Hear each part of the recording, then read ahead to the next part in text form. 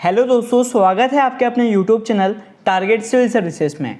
आज है 13 सितंबर और आज के इस लेक्चर में हम दोस्तों बात करने वाले हैं 13 सितंबर से जितने भी करेंट अफेयर्स के क्वेश्चन बनेंगे सारे क्वेश्चन को इस लेक्चर में हम डिस्कस करने वाले हैं। तो दोस्तों लेक्चर को ध्यान से देखिएगा। सबसे पहले हम बात करते हैं जो लास्ट क्लास में आपसे क्वेश्चन पूछा गया था। क्वेश्चन पूछा गया था कि हाल ही में ई समाधान पोर्टल किसके द्वारा लॉन्च किया गया है। इसका सही जवाब है दोस्तों यूजीसी। करेक्ट आंसर है ऑप्शन थर्ड। तो दोस्तों मैं आपको बता दूं कि विश्वविद्यालय अनुदान आयोग यूजीसी ने स्टूडेंट की हर समस्या के जल्द समाधान के मकसद से सिंगल विंडो सिस्टम तैयार किया है और इस पोर्टल का जो नाम है वो दोस्तों ई समाधान रखा गया है। मैं आपको बता दूं कि ये जो यूजीसी मतलब विश्वविद्यालय अनुदान आयोग है, इसकी स्थापना 1956 को की गई थी और इसके वर्तमान में अध्यक्ष कौन है दोस्तों, तो यह एम जगदीश कुमार है। तो यह सभी महत्वपूर्ण पॉइंट है इस क्वेश्चन से जो आपको याद रखना है।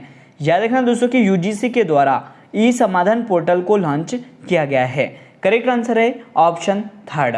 और अब हम शुरुआत करते हैं जो लास्ट क्लास में क्वेश्चन किए थे उनके रिविजन की। तो लास्ट क्लास में जो क्वेश्चन किए थे उनका रिवीजन कर रहे हैं दोस्तों।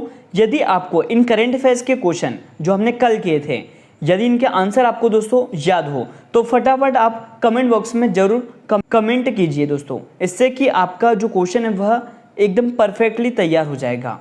क्वेश्चन है पहला कि फुटबॉल टूर्नामेंट सुब्रतो कप 2022 की मेजबानी कौन सा शहर कर रहा है। इसका सही जवाब है दोस्तों नई दिल्ली। करेक्ट आंसर क्या है यहाँ पे ऑप्शन थर्ड। याद रखना दोस्तों कि फुटबॉल टूर्नामेंट सुब्रतो कप 2022 की मेजबानी कौन सा शहर कर रहा है, तो यह नई दिल्ली करने वाला है। नेक्स्ट क्वेश्चन दोस्तों कि हाल ही में किसे राष्ट्रीय विधिक सेवा प्राधिकरण मतलब नालसा के कार्यकारी अध्यक्ष के रूप में नियुक्त किया है। तो यह किसे नियुक्त किया दोस्तों, सही जवाब कमेंट बॉक्स में दीजिए। Justice DY Chandrachud. Correct answer है ऑप्शन 2।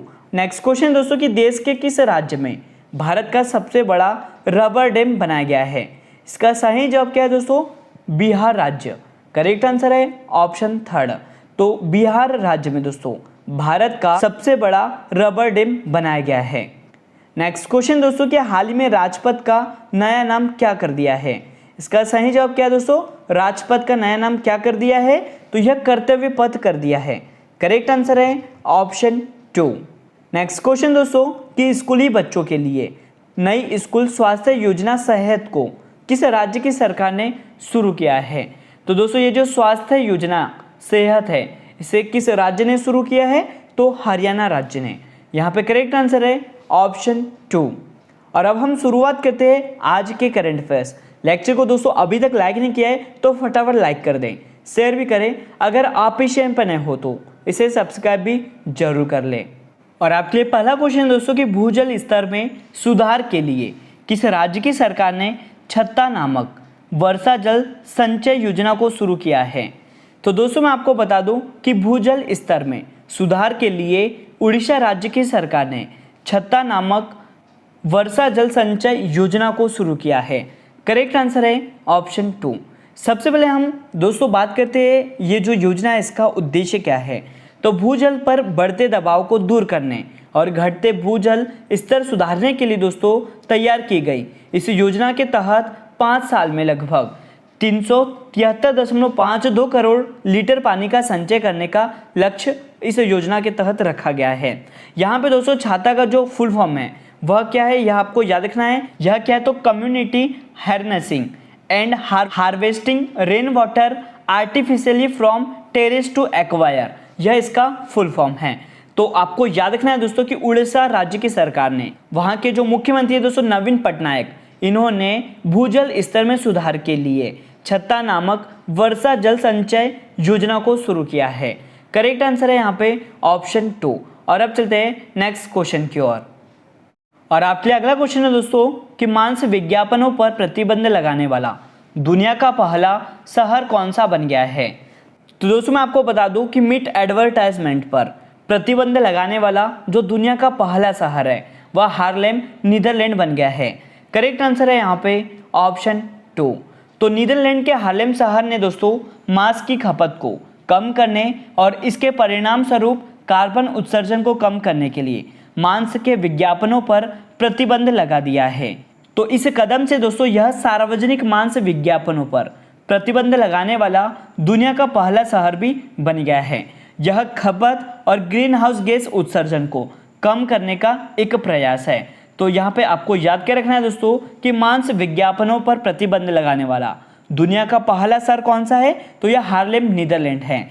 यहाँ पे हम दोस्तों बात कर रहे हैं नीदरलैंड की, जिसकी राजधानी क्या है, तो यह दोस्तों एम्स्टर्डम है। और यहीं पे मैं आपको बता दूं कि नीदरलैंड की अगर मुद्रा की बात करें तो यह गिल्डर या यूरो है। साथ ही दोस्तों नीदरलैंड की जो संसद है उसका नाम भी आपको याद रखना। यहाँ की जो संसद है उसे दोस्तों हाउस ऑफ रिप्रेजेंटेटिव कहा जाता है। याद रखना दोस्तों, हाउस ऑफ रिप्रेजेंटेटिव कहा जाता है नीदरलैंड की संसद को। साथ ही इंपॉर्टेंट पॉइंट है यहाँ पे दोस्तों ये है कि यहाँ के जो राष्ट्रपति है वह कौन है, तो यह विलेम अलेक्जेंडर है। और यहाँ के जो प्रधानमंत्री है दोस्तों वह मार्क रूटे है। तो ये सभी महत्वपूर्ण पॉइंट है नीदरलैंड से जो आपको याद रखना है। करेक्ट आंसर है ऑप्शन 2। और अब चलते हैं नेक्स्ट क्वेश्चन की ओर। नेक्स्ट क्वेश्चन देख लेते हैं, विश्व आत्महत्या रोकथाम दिवस 2022 कब मनाया गया है। दोस्तों मैं आपको बता दूं कि जो वर्ल्ड सुसाइड प्रिवेंशन डे है इसे प्रतिवर्ष 10 सितंबर को मनाया जाता है। करेक्ट आंसर है यहाँ पे ऑप्शन 3।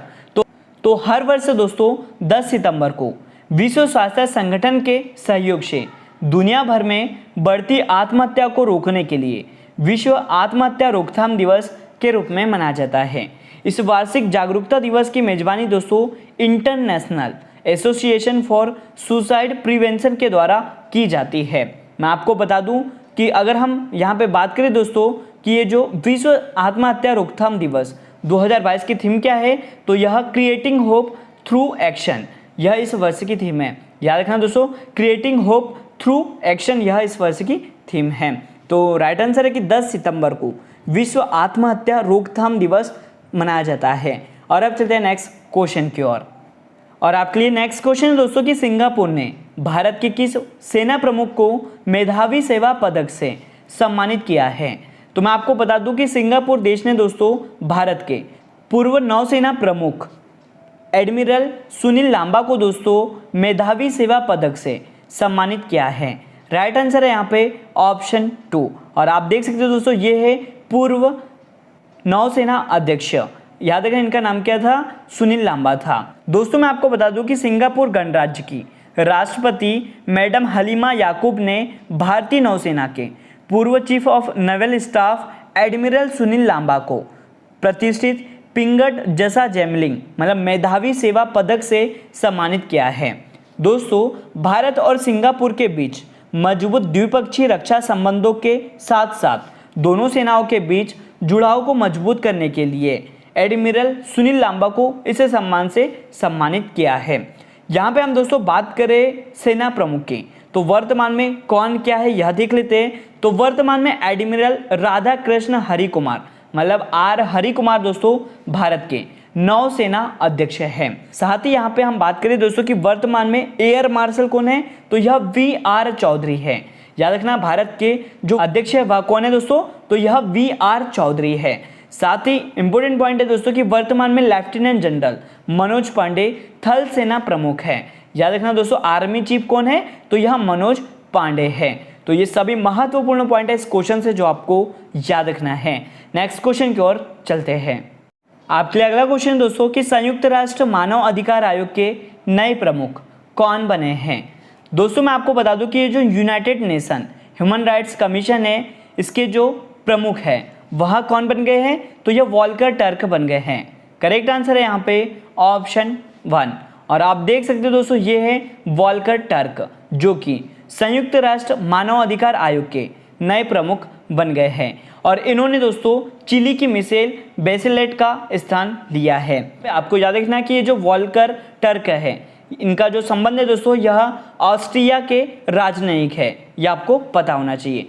यहाँ पे हम दोस्तों बात करते हैं यूनाइटेड नेशन की मतलब संयुक्त राष्ट्र की, जिसकी स्थापना 14 अक्टूबर 1945 को की गई थी और इसका मुख्यालय न्यूयॉर्क अमेरिका में स्थित है। साथ ही मैं आपको बता दूं कि इसके सदस्य देश की संख्या कितनी है दोस्तों, तो यह 193 है और इसके वर्तमान में अध्यक्ष एंटोनियो गुटेरस है।